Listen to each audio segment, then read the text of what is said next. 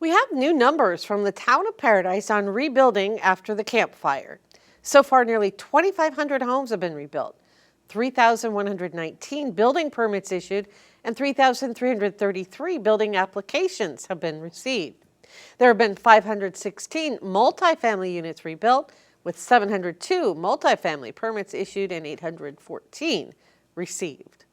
Well, funding has been increased for the town's owner-occupied reconstruction program. And joining us now with details on how that works is Nadia Alexiev, Housing Program Technician for Paradise. Thank you so much for being with us today. Thank you for having me. For people who maybe haven't heard of this program, how does it work? So we've been running this program for over 4 years now. We've helped rebuild 64 homes. It is for residents who were homeowners at the time of the Camp Fire and are still wanting to rebuild and come back home. So it's a loan opportunity, probably one that works really well for people who are struggling to pay those costs as they want to rebuild. Exactly, and we've been asking for a loan increase from the state for all these 4 years, and we finally got the news that we're able to offer $250,000 in funds. In fact, just last week we finished a home for a resident who was displaced from the Camp Fire, living with family, with relatives, and all the while raising his 3 grandchildren. Oh my goodness. So it was so exciting to see this come to fruition and this family having a safe and stable home to come back to.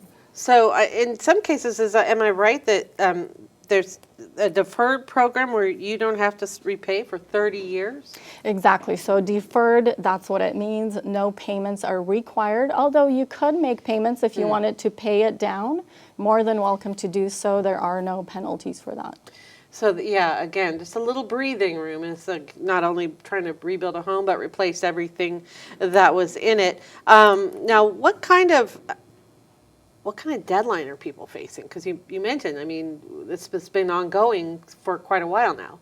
Exactly. That's why we wanted to push this out, because we are facing a deadline. We will be taking applications until end of December. So if you are still on a fence or are still trying to decide, this is your opportunity to get those applications in. And is it very difficult to qualify? There are some restrictions and guidelines, just like with any other loan funds. We do have income guidelines that a household will need to meet, but they're very generous. I would encourage anybody who's interested or may think that they can qualify to give us a call or go to our website, townofparadise/housing. We're more than welcome to talk to the residents about their specific situation. Yeah, it doesn't hurt to make a phone call, right? Never does, no.